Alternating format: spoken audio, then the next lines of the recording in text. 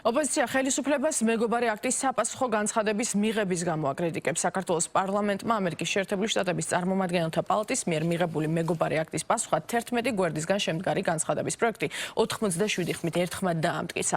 პარლამენტი ცრუბრალდებად აფასებს იმ სამ ძირითად საკითხს, რომელსაც მეგობარი აქტი ეფუძნება, მათ შორისაა დემოკრატიის უკუსვლა, ხელისუფლების მიერ ევროატლანტიკური ინტეგრაციის დაბლოკვა და არასათანადო კავშირების დამყარება რუსეთთან, ჩინეთთან და სხვა ავტორიტარულ რეჟიმებთან.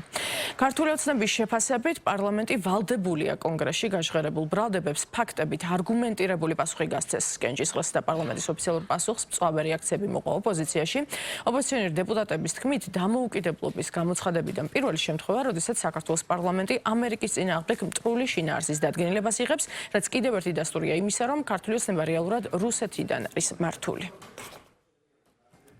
რეალური გავლენა რა თქმა უნდა შეუძლებელია ქონდეს ნებისმიერ დოკუმენტს ან ნებისმიერ გადაწყვეტილებას, რომელიც მიიღება ერთწოდებული ივანიშვილის ბანდის წევრების მიერ, იმიტომ რომ თავად გადაწყვეტილებას ამ ქვეყანაში იღებს ივანიშვილი, რომელიც ანგარიშვალდებული და დაკავშირებული არის რუსულ უშიშროებასთან, ამიტომაც ნებისმიერი მსგავსი დოკუმენტი, ნებისმიერი მსგავსი განცხადება უნდა იქნას ახმული ზოგადად რუსულ კონტექსტში, ხო? ანუ რა პოზიცია აქვს ამ რეგიონში რუსეთს, რა პოზიცია აქვს ამ რეგიონში და ამ ქვეყანაში კონკრეტულად კრემლს და რას უპირისპირებს ის ამერიკის ძალიან მნიშვნელოვან აი სამშვიდობო პოლიტიკას, რომელსაც ალტერნატივა არ აქვს. მეგობარი აქტი ერთის მხრივ არის ძიმე კრიტიკა, მაგრამ მეორეს მხრივ არის ახალი შესაძლებლობების გახსნა ქართული სახელმწიფოსათვის. ეხლა ჩვენთვის მნიშვნელოვანი არის არა რაღაც კრიტიკული გზავნილების გაცვლა ერთმანეთთან, შეძახილები და რაღაც ზოგიერთი დეპუტატის სრულად არასათანადო გამოსვლები, არამედ მნიშვნელოვანია, რომ იმ პრობლემებზე მოხდეს ფოკუსირება, რის გამოც მოხდა ასეთი ფუნდამენტური რღვევა ჩვენსა და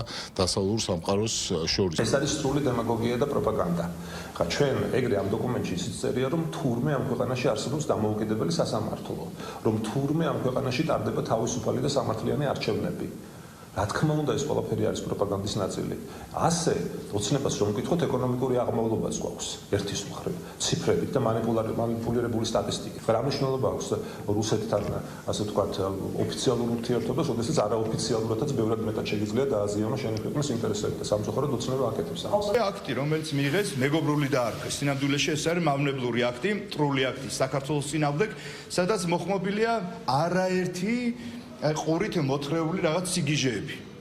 ჩვენ ხო ვიცით ახლა ვილსონ ვინც არის ავტორი, ეს არის ანუ იგივე გონჩარენკო უკრაინელი რა, ჩვეულებრივად დაფინანსებული გარკვეული ლობისტური ჯგუფების მხრიდან და რასაც ეტყვიან და დაუკვეთავენ იმას წერს. ჩვენ არავის გაუტარებთ. ეს არის საქართველო, ჩვენ ვართ სახელმწიფო, ლეგიტიმურად არჩეული, უმრავლესობით არჩეული და ჩვენი ქვეყნის გაშევებას არავის გაუტარებთ. და ამიტომაც იყო ეს პასუხი.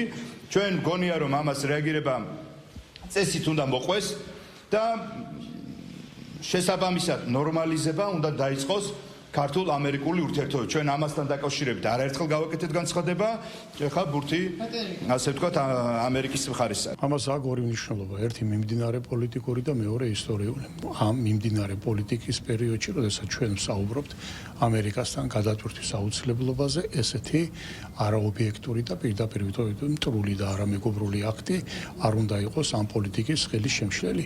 და მეორე ზოგადად ყოველთვის მნიშვნელოვანი არის, რომ შენი ქვეყნის სიმართლე იყოს დაცული.